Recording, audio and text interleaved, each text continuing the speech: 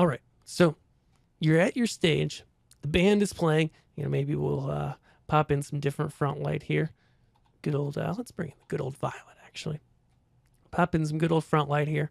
And the band's playing, and you're ready to make a transition. You could feel something's coming up. Maybe they're about to hit the chorus, etc., and you're not sure where to go. So say you've got this look going on stage. Now, in this particular look, I've actually got another set of lights down here as my floor package, okay? So I've got these guys right here.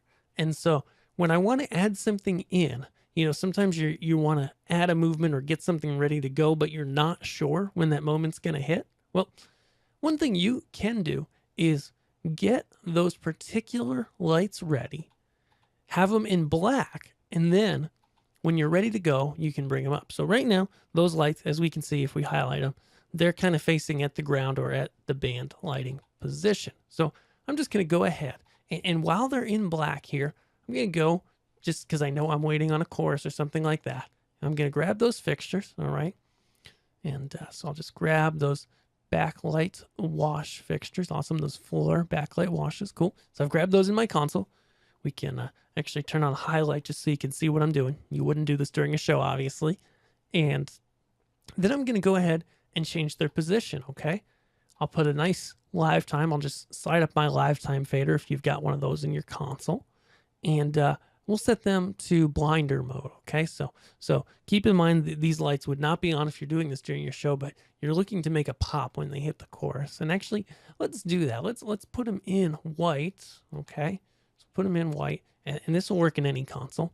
We'll do that nice and slowly so that nobody sees what's going on, though it's an LED, so that's not going to matter. So now they're in white. They're at the audience. And then we're just going to go ahead and set up a little effect on them. So I'm just going to set up a little tilt effect here. I'm literally doing this live in my programmer, and you can do it any way you want. And so we'll just go here, set up a little bit of pan, a bit more of tilt, have it start moving nice and slow. And so I can squint, and if I look at my stage at this point, I can actually see them start to be moving. Okay, I'll just actually modify it a little bit there. There we go. Okay, so now I've got a little bit of an effect going. Just move it here.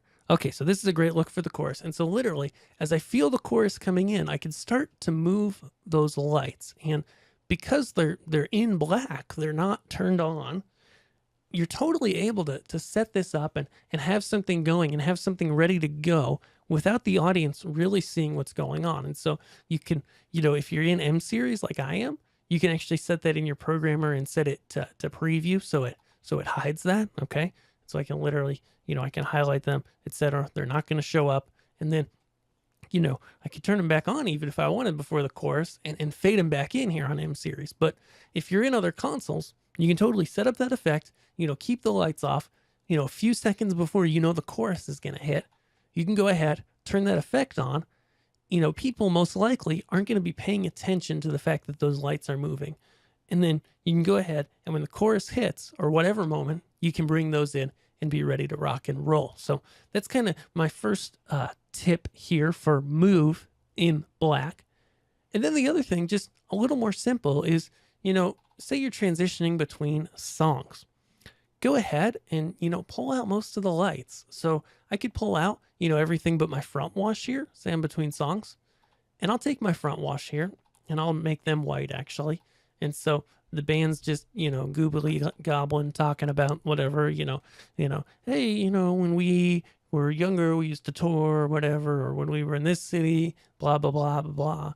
And then, you're getting ready to transition to the next song. So you can just go ahead and move your lights, literally. So I had them in a position before, and I'm just going to take them and, put them to the sky for this next song. Say the set list and you're ready to move them. So, just moving them in black kind of creates a little bit of surprise and gives people a visual break so that when that next song comes in, you can fade those lights rather, and it's a completely different look on the stage, and without it looking like Who Wants to Be a Millionaire. Obviously I was here and I could just go here and swing them up, but for a lot of times you don't want to do that. You want it to be subtle And so when the next song starts, it's just different already. In fact, we could even go ahead. So we were here. Okay, we were here. The song ended. We'll fade this out. And then we'll go ahead and send them up to the sky, and we'll change the colors. Why not? It was green, blue. Now it's going to be yellow, magenta. You know, the next song comes in. We bring in a set of lights. You know, maybe we bring in these lights and these lights. You know, we could switch between the two. You know, maybe we fade those out and we're just bumping through things, you know, later in the song.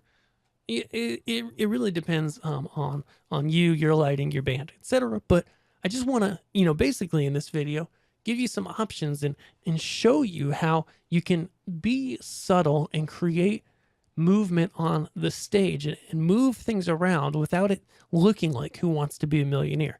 You know, there's times for that when you want to see white lights sweeping and moving, but there's a lot of times where you don't want to see that. And as you get better at lighting, you'll find that pulling things off subtly like that is really a true mark that you're really learning and grasping it, because it's harder to do the subtle well and to create subtle excellence than it is to be loud and obnoxious and flashing around all the time. There's a time for that, but there's often a time for subtlety. So guys, thanks for watching today. Be sure to come back tomorrow where I'm going to wrap up these 30 days. Woo, it's been a lot, and I'm really excited to just hop in, wrap everything up that we've been talking about, and remind you guys where you can get some more information and help. So I'm really excited to be back tomorrow. I've got some exciting things to share with you about the playback of your show and just wrap up the 30 days as a whole. So I hope you'll join me. I'll see you guys right here on YouTube. Thanks.